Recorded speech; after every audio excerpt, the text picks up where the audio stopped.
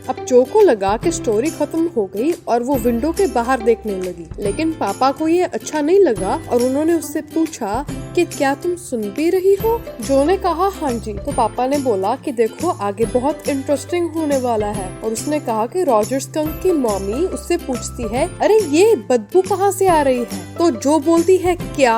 अब baby skunk बोलता है कि ये मैं हूँ मम्मी, मैं रोजेस की तरह स्मेल कर रहा हूँ। और मम्मा ने गुस्से से पूछा कि तुम्हें ऐसा स्मेल करने किसने लगाया। मम्मी स्कंक ने बोला ठहरो, उसको तो मैं बताती हूँ, उसके पास चलकर उसकी खबर लेती हूँ। इसे सुनकर जो परेशान हो जाती है और वो बोलती है पापा ऐसे तो बाकी सारे जानवर दूर भाग जाएंगे। जैक बोला चलो ठीक है। रॉजर स्कंक ने बोला कि मम्मा ऐसे सारे जानवर दूर चले जाएंगे, लेकिन मम्मा बोली मुझे इससे कोई परवाह नहीं, तुम वैसा स्मेल करते थे जैसा एक बेबी स्कंक को करना चाहिए, और अब मैं तुम्हें वापस उस जादूगर के पास लेकर जा रही हूँ। मम्मी स्कंक ने छाता लिया और जाकर जादूगर के सिर पर मारा। जो ने अपने पापा के लिप्स पर अपने फिंगर रखकर बोला नो, और कहा कि फिर जादूगर मम्मी के सिर पर मारता है और उस छोटे स्कंक को वापस चेंज नहीं करता है। डैडी ने बोला नहीं। विज़र्ड बोलता है ओके, रॉजर स्कंक अभी रोजेस जैसा स्मेल नहीं करता, और दोबारा ही वो बहुत ही बुरा स्मेल करने लग जाता है।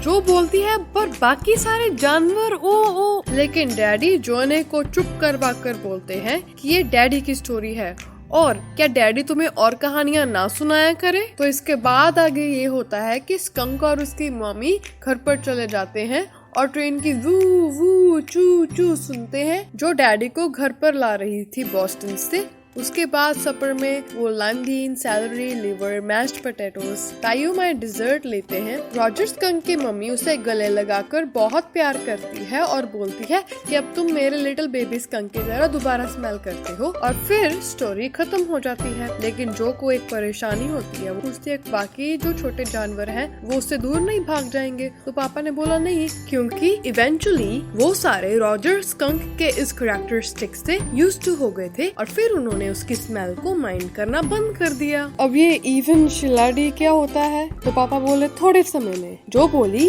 कि वो मम्मी स्टूपिड थी। जैक बोला जी नहीं, वो नहीं थी, ऐसा लग रहा था जैसे वो अपने ही मम्मा को डिफेंड कर रहा हो। डैडी ने कहा कि अब मैं चाहता हूँ कि तुम अपना बड़ा और भारा सिर अपने पिल्लों पर रखो और एक अच्छी लॉन्ग नैप ले लो। जैक टिप-टॉ करता हुआ, ये प्रिटेंड करता हुआ कमरे से बाहर गया कि जो ऑलरेडी सो गई है। लेकिन जैक ने जब पीछे मुड़कर देखा तो वो उसकी तरफ देख रही थी, और उसने डांटा कि हे तुम सो जाओ। जो ने बेड के ऊपर खड़े होकर कहा कि आप मुझे कल स्टोरी सुनाना कि विज़र्ड ने मम्मी के सिर के ऊपर हिट किया। जैक ने उसको समझाया कि पॉइंट ये है कि स्कंक अपनी मम्मी को बाकी जानवरों से ज्यादा प्यार करता था, क्योंकि मम्मा को हमेशा पता होता है कि सही क्या है। लेकिन जो अपनी जिद पर अटकी हुई थी और उसने कहा कि कल आप मुझे स्टोरी सुनाना कि उसने मम्मी को हिट किया, और वो बेड के ऊपर दिड़ुम से बैठ गई। गद्दे के बाउंस के कारण आगे वो हंसती होती थी, लेकिन इस बार अपनी कंप्लेंट के कारण वो नहीं हंसी। जो ने जिद की डैडी तुम कहो।